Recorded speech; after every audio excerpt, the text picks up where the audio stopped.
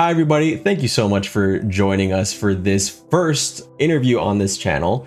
My name is Mark S. Moore, Redbeard Flynn, however you know me. With me today is a very special and very exciting interview, one that I have had circled for months because I'm super thrilled to be interviewing today my editor for both Rise and Stand, Jessica. Would you like to introduce yourself? I'm Jessica Morse-Reed. I'm the editor and ghostwriter for JMR Literary Services, and I'm excited to be here.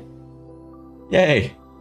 Thank you so much. And so we've got a couple questions and we're going to kind of go through them. Some of these questions were actually brought to me by other potentially interested authors in editing. So some will be questions that I came up with and some are questions that came from others. And the first one is, what is something you enjoy about editing? Something I enjoy about editing is that essentially I get paid to read. And reading has always been, one of my passions / obsessions since the moment I could. And now I get paid to do it, which is just amazing to me. That was a fantastic answer. That's great. Building off of that, though, what is the most difficult part of editing? The most difficult part of editing is making sure that the feedback always stays constructive. It can be really easy to go through a manuscript and, slash it to pieces without letting the author know ways that they can improve or why this is being cut or why I put this in here. It's just, sometimes you have to step back and remind yourself that this should be a learning platform, make the author better, so the next book that they send you, the process is that much quicker and easier for both of you. So remaining your feedback constructive, always positive, and helping the author learn is probably the most difficult part of editing. That makes a lot of sense. And I can say back when, so a little bit of background, when I was looking for an editor, I went through a freelance editor website, and you get a little bombarded as an author when you put out that I have work to do. You get totally bombarded. I think I had some around 103, 108 responses, and I was able to narrow it down to a couple editors.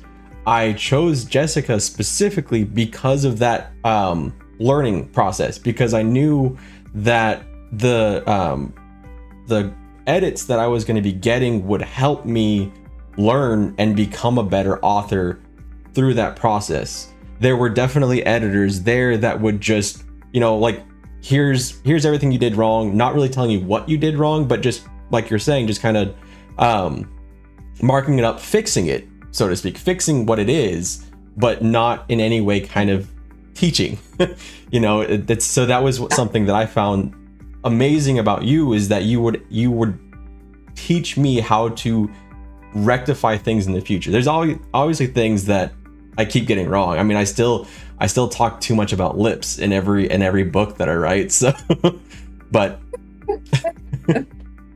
I'm a hands person. I always talk about hands.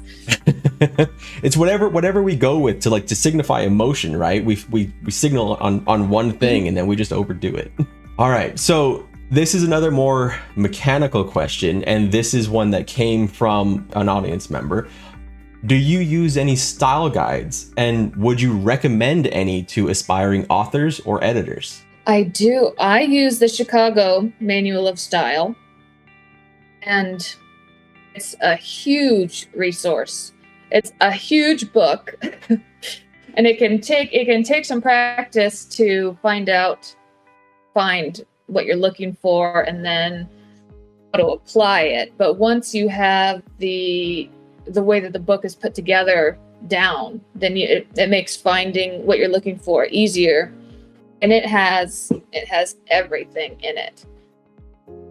That's the resource that I would recommend, because generally, if you try and look up um, thing online, you'll get several different answers, and usually they're eating answers. This is right. No, this is the right way to do it, and you usually can't find out what you're looking for. So generally, if I have any questions about something grammatical, something with the syntax, spelling, numbers, I go to the Chicago Manual of Style. Fantastic. Great. Thank you so much. That maybe that's something I need to look into, just to brush up a little bit. Because there's so much. You can't keep it all up there. Oh, there's always something that you don't remember. Is this the right way to do it, or is this the right way? So I keep that thing on my desk for the most part. That's definitely, because I tend to Google a lot, and when you do that, you obviously get a variety of answers. We kind of touched on this in the first question. What was it that made you decide to become an editor? It was getting my English degree. That compounded with a lifetime of being that reader who will get a traditionally published book and will delight in going through and finding all the typos, and I'd circle them, and it was just so annoying, because as an editor now, it's like impossible to get all of them. I can see why, even if a book has gone through 3 or 4 editors before it's published, even by one of the big publishers, that's why some things still squeak through, because it's just so hard to get them all. And that's what I learned once I became an editor and started doing it professionally, is that it was a lot harder than I thought it was going to be. But it was fun for me to come across things that I thought the editors had missed. And so that, and as I said, my love for reading is what kind of pushed me in this direction. Oh, that's great. And it's a really great point about, even in like published works that have gone through multiple editors, there are still things you don't ever really finish a book. You just release it, because there's always something that could be done to tighten it up a little bit. There's always going to be I'm sure in Rise there are typos or grammatical things that we both didn't see, and there just has to be a point where it feels a little bad to say good enough, but I think that's kind of what I'm going with here. Like, good enough to be something that the reader will not be pulled out, and they'll be able to still enjoy the story. On that subject of preparing the manuscript, as a client, what can I do to make your job easier? I would say, if I could have one editorial wish, it would be that every client read their manuscript out loud before they send it to their editor. Because when you read it out loud, you catch so many idiosyncrasies in your dialogue that you can fix and change, and then you correct your own flow, and where something is jarring or something needs to be worked on here. It always seems to come out when you read out loud. And I know that takes time. But that would be my one wish, that you have what you think is your final draft, and before you push that send button, you read it out loud and do just a final cleaning up, because that takes care of a surprising number of mistakes and little things here and there. That's a wonderful tip, because one of the things that I did with each of my manuscripts before sending them to you is I actually ran them through a text to speech. So I was able to, while listening to the text to speech, correct the things as they came around. It is very time consuming, as you said, but it's you find there are so many things that you find because hearing it and hearing, oh, that just sounds off is a different perspective from internalizing it as you're reading it to yourself. Because I mean, one of the things that definitely any author should do is read their own work before doing it. And that's one way that you do another draft, is reading through it and editing it. But definitely the hearing it out loud was a game changer for me.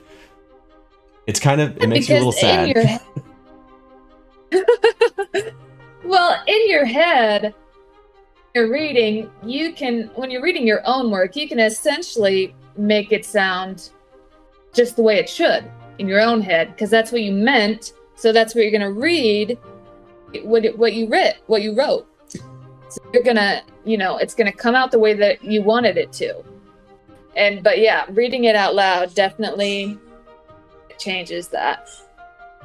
I guess you kind of fill in the blanks and fix some of the issues. And I even there's all the things about how when reading, sometimes you'll look at the length of the word, the first and last letters, and you'll fix it yourself. And so things like typos and misspellings are very easy to miss if you're doing it that way. So again, fantastic tip.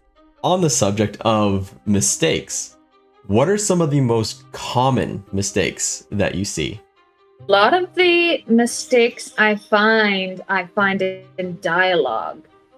It's not so much grammatical. The dialogue doesn't sound natural. That it kind of correlates with my answer to the previous question, is that if that dialogue would have been read aloud, the author would realize that, that's not the way normal people talk. So when a reader is reading it, it does pull you out of the story if you have one of the characters say something stilted. It's as easy as having a character say, I do not want this, as opposed to just writing, I don't. Because no one generally says, I do not, I cannot. Find a lot of that in dialogue. And I think, and it always strikes me as being so interesting because people spend so much time talking to one another.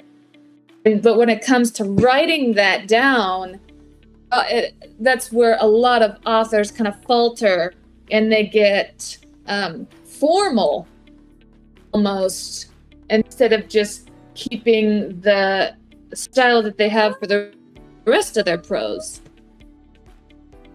Ed, that's great. I mean, I think even when I first talked to you about editing Rise, one of the things I highlighted, because you asked me some of the things that I was the most worried about, things that I knew to be issues. And I think one of them was that in dialogue, I was worried about being too formal, coming from an academic writing background where for years it had been drilled into me, you cannot use contractions. You have to do the whole word.